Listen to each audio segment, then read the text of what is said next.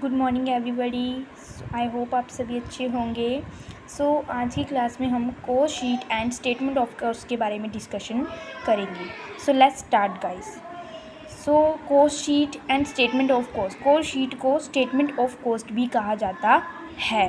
Coast sheet में हम cost के बारे में पता चल जाता है और कोस्ट शीट में हम टोटल कॉस्ट और पर यूनिट कॉस्ट को कैलकुलेट कर सकते हैं। तो ये थी कॉस्ट शीट, जिसको हम स्टेटमेंट ऑफ कॉस्ट भी कहते हैं। ये डायरेक्ट मटेरियल का पार्ट होता है।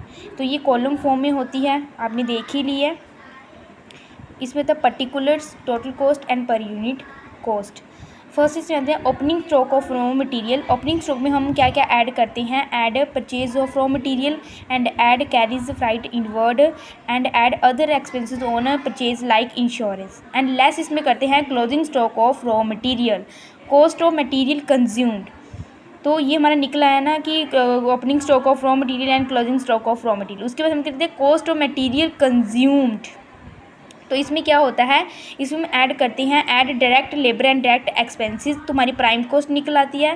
प्राइम कॉस्ट में हम ऐड करते हैं फैक्ट्री ओवरहेड्स, जितने भी हमारे फैक्ट्री ओवर होते हैं, power, depreciation, machinery, rent rates, factory lighting, cleaning and telephone extra की जो भी फैक्ट्री से रिलेटेड एक्सपेंसेस होते हैं, ये हमारी फैक्ट्री कॉस्ट निकल आती है। इसमें हम ऐड करते हैं ओपनिंग वर्क इन प्रोग्रेस, फिर लेस करते हैं क्लोजिंग वर्क इन प्रोग्रेस। फिर हमारी फैक्ट्री कॉस्ट और वर्क कॉस्ट निकलाती है। उसमें हम ऐड करते हैं ऑफिस ओवरहेड, जिसमें ऑफिस से रिलेटेड एक्सपेंसेस किए जाते हैं, जैसे office salary, rent rates, postage, telephone extra.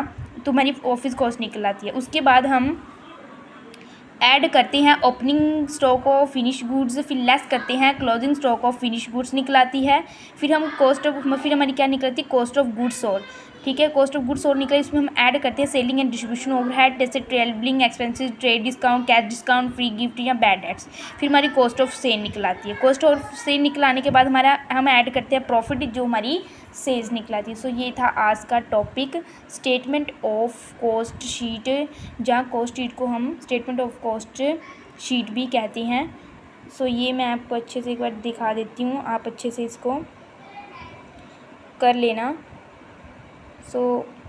आई होप आप सभी को अच्छे से समझ आ गया होगा कि cost sheet and statement of cost क्या होती है। Thank you guys, bye, take care.